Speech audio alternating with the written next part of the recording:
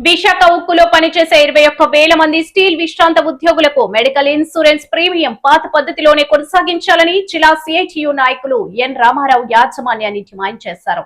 ఈ మేరకు పాత గాజువాకలోని తెదేపా కార్యాలయంలో స్థానిక ఎమ్మెల్యే పల్లా శ్రీనివాసరావుని కలిసి సమస్య వివరించారు. అనంతరం రామారావు మాట్లాడుతూ విశ్రాంత ఉద్యోగులపై స్టీల్ యాజమాన్యం మెడికల్ ఇన్సూరెన్స్ పెంపుతో మరింత ఆర్థిక భారాన్ని వేస్తోందని ఆయన తీవ్రంగా విమర్శించారు. ఈ పరిశ్రమ విస్తరణకు అభివృద్ధికి కీలక భూమిక పోషించిన వారి పట్ల యాజమాన్యం అనుసరిస్తున్న వైఖరిని ఆయన తప్పుపట్టారు. 2 దఫాలుగా ఎమ్మెల్యేని కలిసినప్పుడల్లా ఆయన సంబంధిత శాఖ అధికారులకు ఫోన్ చేస్తున్నా ఎవరూ స్పందించడం లేదని మండిపడ్డారు. ఈ సమస్యను స్థానిక పార్లమెంటు సభ్యులు స్టీల్ మంత్రి దృష్టికి తీసుకువెళ్లినట్లు ఎమ్మెల్యే పల్లా తెలియజేసినట్లు తెలిపారు. యాజమాన్యం ఇప్పటికైనా స్పందించి తగిన పరిష్కారం చూపకపోతే ఆందోళన చేపడతామని హెచ్చరించారు. ఆ సర్క్యులర్ మీద మాట్లాడడానికి రావడం అనేది జరిగింది. ఎమ్మెల్యే గారు నిన్న ప్రయత్నం చేశారు డీపీతో సీఎండీతో మాట్లాడడానికి, మళ్ళీ ఈరోజు కూడా ప్రయత్నం చేశారు. నిన్న మేము వస్తే నేను మాట్లాడి చెప్తాను ఈరోజు రండి అని చెప్పారు. మళ్ళీ నిన్న వాళ్ళు ఫోన్ ఎత్తకపోతే మళ్ళీ ఈరోజు కూడా ప్రయత్నం చేసినా సరే వాళ్ళు ఫోన్ అనేది ఎత్తే పరిస్థితి అనేది లేదు. గతంలో కూడా ఎమ్మెల్యే గారు డీపీ గారితో మాట్లాడడం అనేది జరిగింది. మాట్లాడిన తర్వాత ఈ సర్క్యులర్ ఇచ్చారు.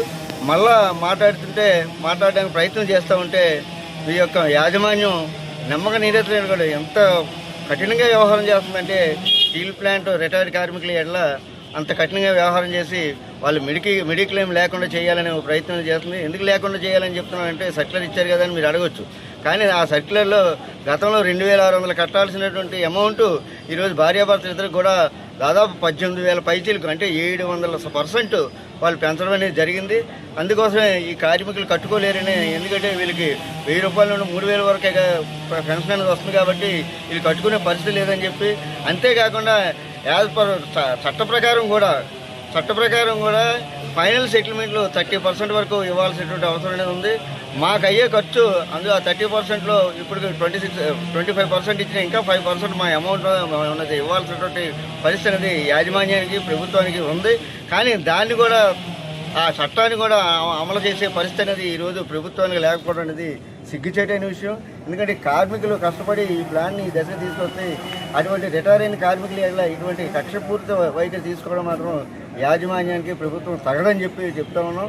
కాబట్టి రాబోయే కాలంలో దీని ఎడల ఇప్పుడు కూడా నేను మాట్లాడతామని మళ్ళీ చెప్పారు. ఎంపీ గారితో కూడా మాట్లాడుతూ ఉన్నారు. ఎంపీ గారితో మాట్లాడిన తర్వాత ఏమవుతుందో చూడాలి. ఏదేమైనా సరే ప్రజాప్రతినిధులు ఒకసారి ఫోన్ చేస్తే గడగడలాడుతూ ఎత్తాల్సినటువంటి యాజమాన్యాలు ఈరోజు ప్రజాప్రతినిధులను కూడా బేఖాతరు చేసే పద్ధతిలో వాళ్ళ యొక్క దీన్ని నడుపుతా ఉన్నారంటే ఇది ప్రజాస్వామ్యానికి సిగ్గుచేటని చెప్పి ఇది తెలియదు.